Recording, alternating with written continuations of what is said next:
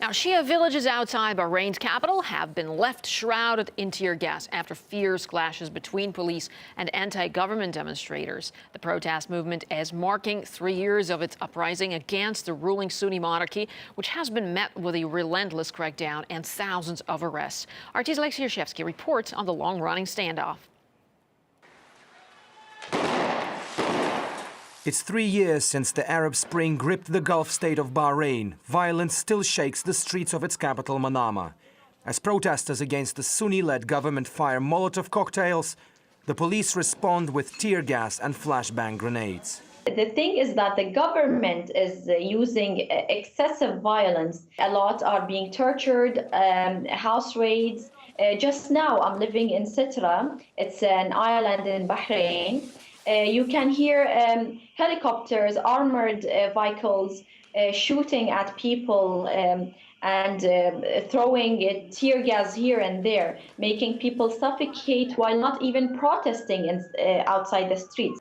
At least 89 people have reportedly been killed in the Shia opposition's strive for reforms. Hundreds, if not thousands, have been injured. Some lost limbs and eyesight. Protests have been held on almost daily basis, and I witnessed some of those.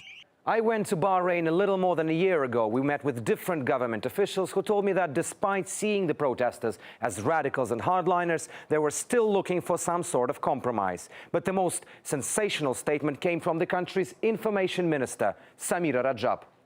I think the Bahraini opposition is a main ally of the US. The terrorist members of the opposition and their leader have close ties with foreign embassies in Bahrain. WikiLeaks unveiled many documents proving it. I talked to the Americans and clearly asked them to speak to their friends in the opposition, who should understand that Bahrain cannot be ruled by an ethnic sectarian party. Bahrain's opposition say the allegations are laughable. If that was true, they say, then why is there no action from the Western states? The U.S. Navy Fifth Fleet stationed in Bahrain and Washington's close ties with Saudi Arabia may be among the reasons. If what is happening today in Bahrain in terms of human rights abuses is happening in Russia, then the whole West will come up with, and the whole media will flare up against Russia. Because it is happening in that region, close to Saudi Arabia, they really keep quiet about it. They give a blind eye. I haven't seen in 3 years one single time that UK has condemned any act of a human rights violation. These were the scenes of the second anniversary of Bahrain's uprising, with thousands protesting peacefully in the streets.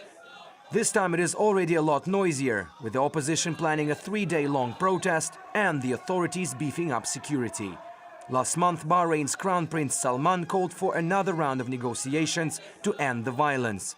But with 2 failed attempts already and the royal family refusing to budge on protesters' demands, hardly anyone in this Gulf state believes there may be any breakthrough soon. Alexey Yaroshevsky, RT. Well, human rights groups have repeatedly raised concerns over the brutal tactics used by Bahrain security forces against the protesters. However, the situation has gained little attention from Western governments. Activist Nada Daif told RT that powerful economic interests are behind all this. The government seems to be very resistant to give up or to give any sort of reforms to the opposition movement. The allies of the regime in Bahrain in specific and in the Gulf in general, they're supporting the regime and they're just being an obstacle in the path of any reforms. We're not talking about the international community in general. We're talking about the countries that they have interests in Bahrain, like the United States and like the Britain, like the major stakeholders. And these are the countries that they're affecting the internal policy and the external policy as well, because they're the allies of the Bahraini regime. Otherwise, the international community could have done some progress when it comes to the Bahraini file in terms of human rights and violations in the United Nations, for example, and the Human Rights Council.